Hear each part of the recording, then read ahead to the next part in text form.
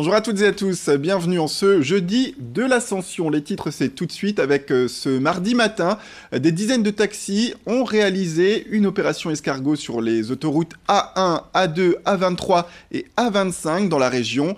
Ils ont aussi provoqué des blocages dans le centre de l'île et autour des gares. La mobilisation locale fait écho aux autres opérations de blocage des taxis partout en France durant cette même journée. La raison de la colère, c'est la loi d'orientation des mobilités qui est actuellement débattue au Parlement. Un texte qui favoriserait les VTC au détriment des artisans taxis, selon les personnes qui manifestaient ce mardi. Les manifestants protestent contre la concurrence, selon eux, déloyale des services de VTC. On écoute tout de suite Samy Djebali, chauffeur de taxi lillois, au micro d'Alicia Sanfilippo. Ils ont un cadre bien légal, bien régi par la loi. Concrètement, comment ça se présente? C'est-à-dire que ces véhicules de tourisme avec chauffeur, dès lors qu'ils récupèrent un client, ils le déposent à leur lieu sur réservation uniquement, doivent et dans une obligation de retourner à leur lieu de destination. Donc à leur lieu de stationnement, ça veut dire leur lieu d'établissement de leur entreprise. Et ça n'est jamais fait à 99%. Et donc vous les trouvez à 99% en train d'être stationnés au pourtour des gares, en l'occurrence place des Regnault, en l'occurrence rue du Moulinel. Malheureusement, ils sont disponibles rapidement à des prix plus attractifs et donc ils captent une partie du marché qui est normalement cette partie du marché spécifiquement dédiée aux taxis. Le Relais pour la vie fêtera les 15 et 16 juin prochains sa 10e édition à Seclin. C'est un événement qui symbolise la lutte de tous contre le cancer et qui est organisé par la Ligue contre le cancer. Cette année, les fonds récoltés seront destinés à la mise en place d'ateliers culinaires pour les personnes ayant des problèmes et des difficultés alimentaires.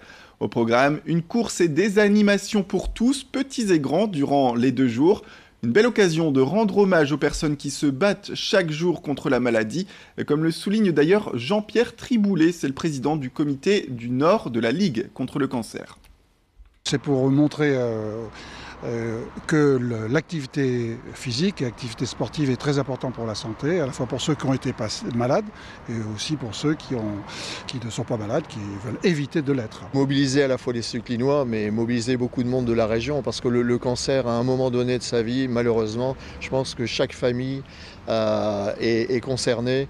Et donc je pense que la prévention et à la fois, le sport, ça doit faire partie de nos soucis par rapport à cette maladie, malheureusement.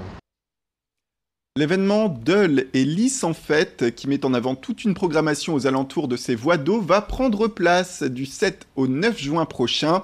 Cette année est particulière, il s'agit de la 20e édition. Pour Sivom Alliance Nord-Ouest qui organise l'événement, c'est une occasion de se projeter du coup vers l'avenir et de trouver de nouvelles possibilités d'étendre l'événement.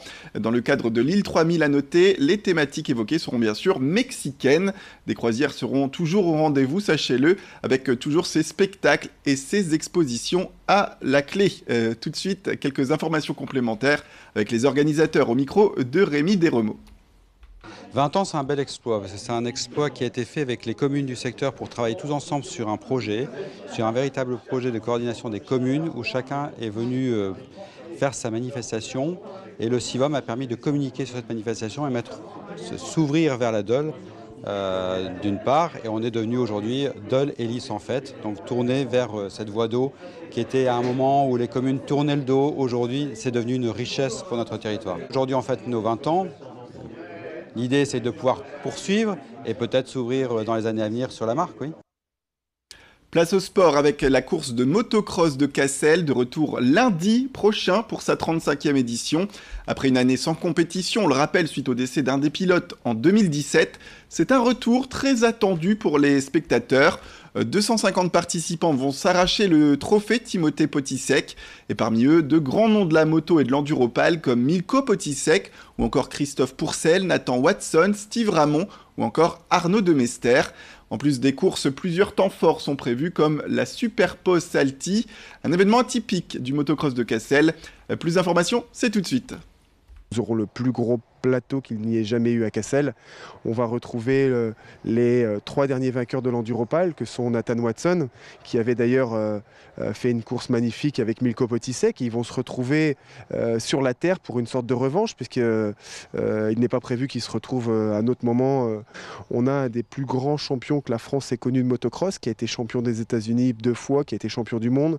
C'est la première fois qu'il va venir à Cassel et il a annoncé que personne ne pourrait le battre. C'est Christophe Pourcel.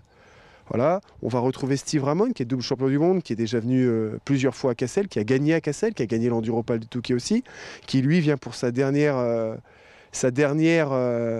fois. Je pense qu'il va tirer un trait sur sa carrière. Et donc, il aimerait bien faire. Donc, avoir autant de champions du monde, c'est pas commun sur un championnat régional, quoi. Donc, c'est un vrai plaisir. Et puis on termine avec cette annonce. Depuis quelques semaines, les cours de yoga ont fait leur retour à la citadelle de Lille. Chaque dimanche matin, lorsque le soleil est au rendez-vous, bien sûr, Olivier Bartilinski enseigne gratuitement le yoga à des groupes de 100 à 150 personnes. À la citadelle, à l'ancien emplacement du stade Guimont-Pré-Joris, tous les participants ne sont pas des spécialistes. Chaque dimanche, il y a bien sûr beaucoup de néophytes. Les séances commencent vers 10h45 et vont s'organiser donc les dimanches jusqu'au week-end de la braderie de Lille. Olivier Bartilinski était au micro de Brieux-Gorchy. On l'écoute tout de suite à ce sujet. Un cours de yoga, la pratique physique, ça se démarre avec une posture assise dans laquelle on va d'abord se concentrer sur la respiration. On va faire quelques mouvements d'échauffement de la colonne vertébrale et puis ensuite on va démarrer. Il va y avoir des postures debout qui vont engager le bas du corps. Il va y avoir des postures d'équilibre.